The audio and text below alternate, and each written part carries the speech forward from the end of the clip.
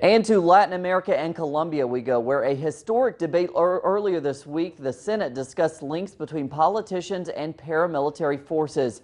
As reactions continue, we go to our Colombia correspondent, Charles Parkinson.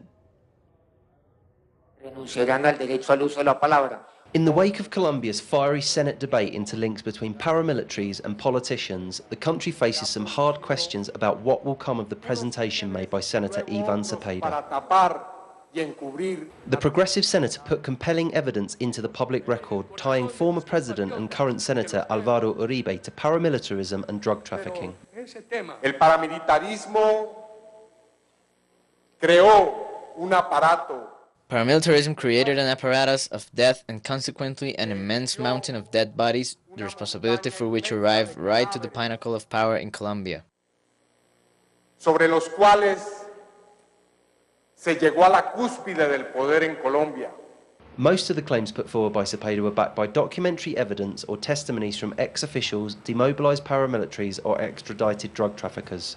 Among them were Uribe's ties to drug baron Pablo Escobar, involvement in the establishment of the brutal Bloque Metro paramilitary organization, and ties to key paramilitary leaders and drug clans, one of which allegedly helped fund his successful presidential campaign in 2002.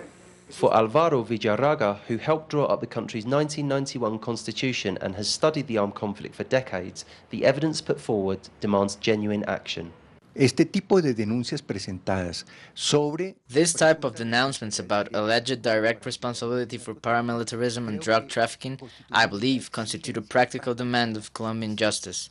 That's to say, these documents must be collected and must be pushed on to the institutions responsible for addressing the issue of impunity. The question now is how Colombia's institutions will respond.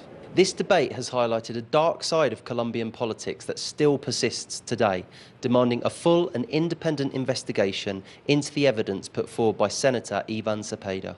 Charles Parkinson, Telesur in Bogotá, Colombia. And thanks to Charles.